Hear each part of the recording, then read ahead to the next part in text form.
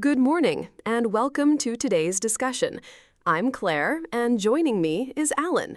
We'll be covering several key news stories. Good morning, Claire. I'm Alan. Let's dive into the topics at hand. Recently released documents have shown that the late Queen Elizabeth II was very keen on former Prince Andrew becoming Britain's trade envoy in 2001. The documents indicate that his appointment received little scrutiny from government ministers. That's interesting. What was the role of the trade envoy supposed to be, and why was Queen Elizabeth so supportive of Prince Andrew for the position? The trade envoy role is typically focused on promoting British business and trade interests abroad. According to the reporting, Queen Elizabeth's enthusiasm for Prince Andrew's appointment was evident, but the documents also show that there was minimal examination of his suitability by government ministers. Minimal scrutiny raises questions about the vetting process. Were there any concerns or controversies surrounding Prince Andrew at the time that might have been overlooked? At the time, Prince Andrew was still considered a prominent royal figure, and his connections were seen as potentially beneficial for trade. However, it's worth noting that Prince Andrew has faced significant controversy in the years since, particularly related to his associations and legal issues. I see. So it seems like the decision was made with a focus on his royal status rather than a thorough assessment of his qualifications or potential risks. Exactly. The documents suggest that the appointment was more about leveraging Prince Andrew's royal connections than a careful evaluation of his suitability for the role. Let's move on to another story.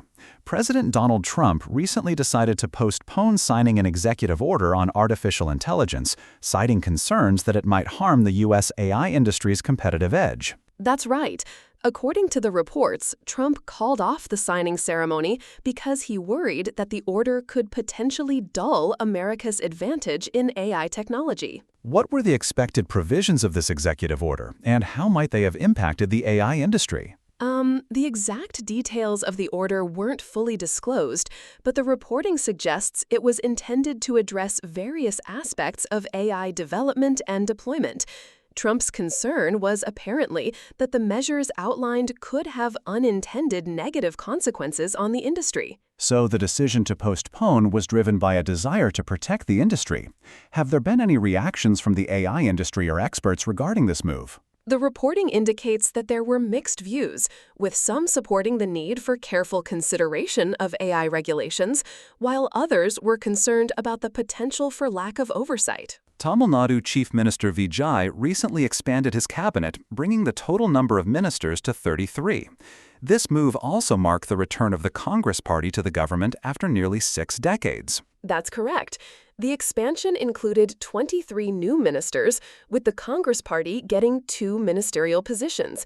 This reshuffle is seen as a significant development in Tamil Nadu state politics. What are the implications of this cabinet expansion, and how does the inclusion of Congress affect the political landscape? The expansion is likely to impact various aspects of state governance, including policy implementation and political alliances.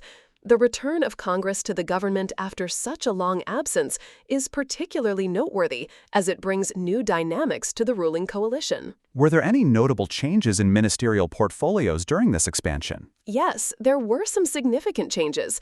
For instance, N. Marie Wilson replaced K.A. Sengatayan as finance minister. Chief Minister Vijay retained key portfolios such as home and general administration. Let's discuss another story. Hamza Burhan, one of the masterminds behind the 2019 Pulwama terror attack, was reportedly killed by unidentified gunmen in Pakistan-occupied Kashmir. That's right. The reporting indicates that Burhan was gunned down in Muzaffarabad, a city in Pakistan-occupied Kashmir. This development is being seen as a significant event in the context of terrorism in the region. What are the potential implications of this killing, and how might it affect the dynamics between India and Pakistan? The killing of a key terrorist figure like Burhan could potentially disrupt terrorist networks. However, the identity and motives of the gunmen are still unclear, which adds complexity to the situation. The fact that the gunmen are unknown raises questions about whether this was an operation by a specific group or entity. Have there been any official reactions from India or Pakistan regarding this incident? The reports indicate that there have been some official statements, but the details are still emerging. The situation is being closely monitored for any potential escalations or repercussions. The Colorado Democratic Party recently censured Governor Jared Polis after he commuted the prison sentence of former Mesa County Clerk Tina Peters, who was convicted in connection with a voting equipment breach. That's correct.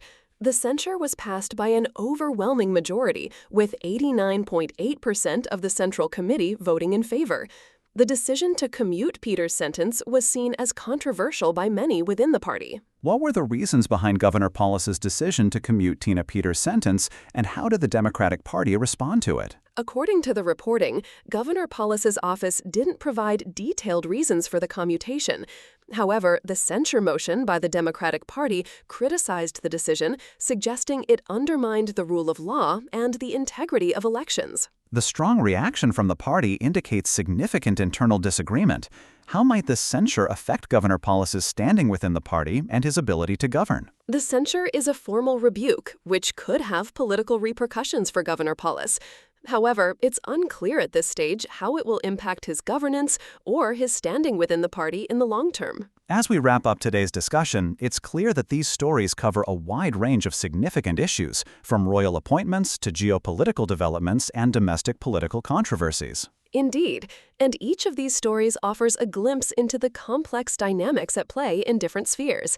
We appreciate your listening, and we'll be back with more in-depth discussions on other important topics. That's all for today's episode. Thank you for tuning in. Goodbye. Goodbye.